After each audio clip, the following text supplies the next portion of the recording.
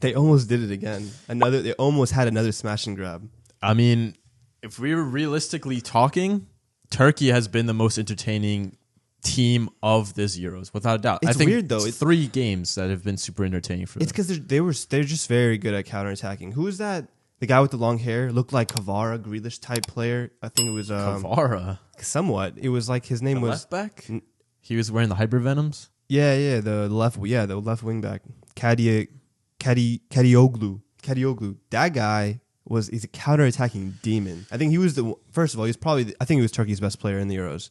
I think he has to be. Arda Güler was no, okay, I get it. Like Arda Güler hype. Yeah, he was. Arda Güler hype. He was great.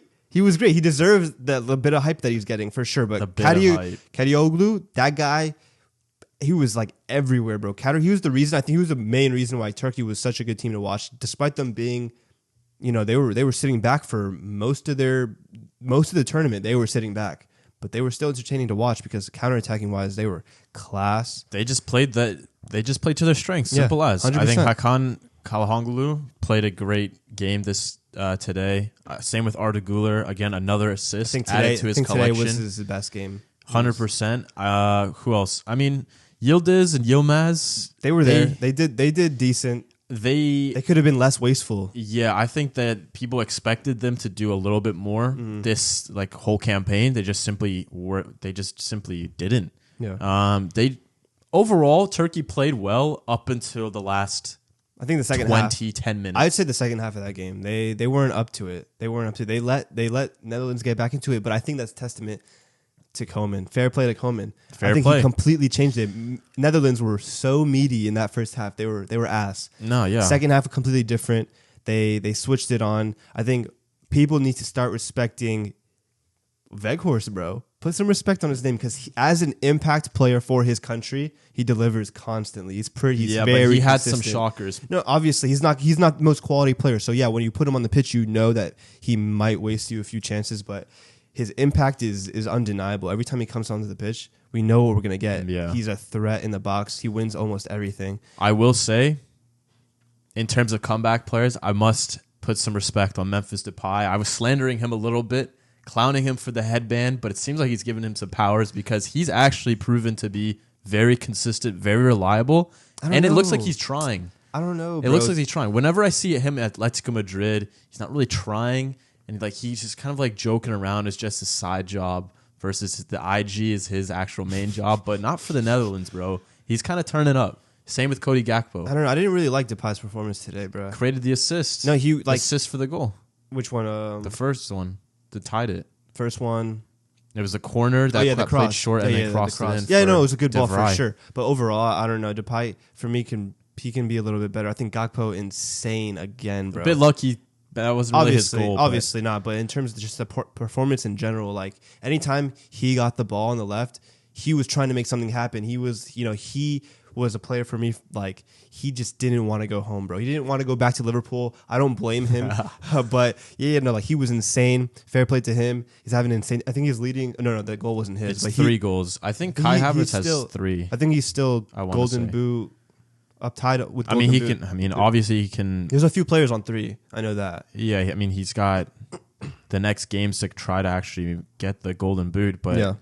I think the goal, if it stood for him, it would have solidified him as the leader in the Golden Boot race. Yeah, it would have. But again, the Netherlands, we haven't really been talking about them recently. I think the group stage games, they played pretty bad. I think the first knockout game against Romania, Koeman switched up the entire lineup. We were finally seeing Xavi Simons in the middle. Central, yeah. We have Bergwijn. I mean, granted, he's kind of mid, very mid, but he's still a player that plays in that right wing position. He allows Xavi to be unlocked. Yeah, so we had that back four that has been very, very good. And we've seen what happened. It seemed like Netherlands finally clicked. It seemed like, especially the Romania game, they dominated. Yeah. The Turkey game, especially the last 10, 20 minutes, even the subs, Van de Ven, exceptional in the last counter, the last type of he made a block as well, crucial block.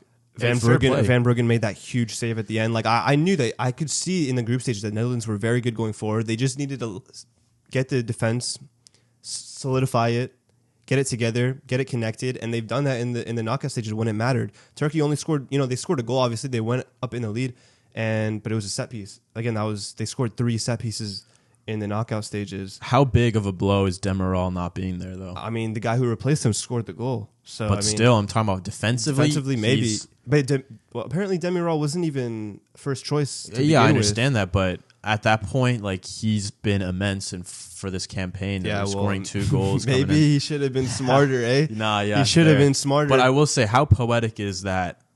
Turkey last game, goalkeeper makes an outstanding save in the 94th minute, and then they almost go on to score, and the Dutch goalkeeper does almost the exact same point-blank save the 93rd minute. Yeah, it was to keep them in. The taste of their own medicine. It's crazy. That's the magic of the Euros when there's no, Pep enthusiast ball. It's just vibesman. You've managed to mention Pep in this video. You've managed to mention that he's chilling at Wimbledon, and you're mentioning him in. And he's tacticoing. He's tacticoing to Wimbledon, bro. Like, come on. Everyone wants to hear what he has to say. It's actually mad. Pep's got to be stopped. But bro. It's insane. Yeah, I mean, Turkey's Cinderella run ends. It's a shame though, because low key, I think they would have been England's kryptonite, bro. Them sitting back like that against that England team that struggled to create anything against the low block, they would have been their kryptonite. I think England would have, obviously England have been struggling against everyone they play, but I think Turkey would have been the same story, maybe even more so.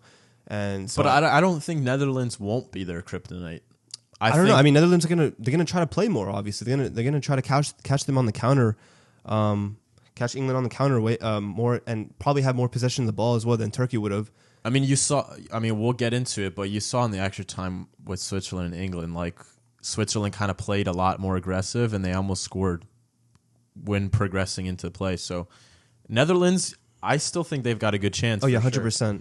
100%. For sure. But Turkish fans, head high, definitely a great tournament, especially what happened in the last World Cup when everyone predicted them to be dark horses and they just fouled out like crazy. And with Arda there, bro, he's gonna lead this. He's different, bro. Yeah, it's nuts. Riyad Mahrez creating suns all over the world, up, dude. Literally, bro. Everyone wants to be him. But shut up. But yeah, going into that semifinal, obviously we have England against the Netherlands. England against Switzerland. They took the dub in penalties. And it was kind of the same old story, bro. I mean, it was probably England's best performance. It was probably England's best performance, though, because they played a different system. Southgate tweaked it. Southgate tweaked it again. Still, he could have gotten a bit better in the system. See, notice how it's gone full circle. Southgate was playing the back five for early parts of his tenure with England. Everyone's complaining, we have this talent, we need to play back four. They're sticking up the Euros in a back four. Southgate goes back to the back five, and then they play a little bit better. Five. It's a back three, but like you know what I mean. The structure itself. It plays different than what he previously played, bro. I mean, sure, but it's just like. You know what I'm saying, bro. Don't nitpick. I wouldn't say it's a full circle, though. It kind of is full circle. You had the back three with Walker, Stones, Konza. Solid. Stones has been insane this Euros. Has been completely solid. Has he? Yeah, 100%. What happened to the goal? What happened to this goal? It's a good ball across goal. Ndoye with the assist. Ndoye with the assist. What I told you about Ndoye. I said Ndoye was one to watch in this tournament, and he was cooking from start to finish. But yeah, I mean, they took the lead, and it was looking spooky. Yeah, I mean, first half, first of all, was just like classic England. It was so. Match. I almost fell asleep. I almost fell asleep. I'm not even joking. I think the previous 2 matches for the England game, I took a 20-minute nap. Like, I'm not even trolling. Like, that Southgate ball was horrendous. You don't love the game, apparently. Mate, I'm not gonna love Southgate ball. That's for sure. But I mean, they definitely stepped it up in the second half a little bit more. I definitely think the Switzerland goal woke them up. I think they started playing better after the goal. Mm-hmm. I think the Swiss they just let off the gas a little bit. They let off the gas. They dragged the attention in the second half, especially. They were sitting back. They weren't as venturous. Like I didn't really. They didn't in the second half. I mean, they obviously they did because you don't really want to go to extra time and penalties against a team that. What, notoriously suck at penalties? Fairs. Yeah. I mean, Fairs. Maybe they weren't scared of a penalty shootout, but I don't know. Like for me, the whole tournament, I saw Swiss being brave, especially against Italy. They were on the counter. They were using pace and Ndoye and Bolo bombing forward. In the second half, I just didn't see any of that, so it was kind of disappointing.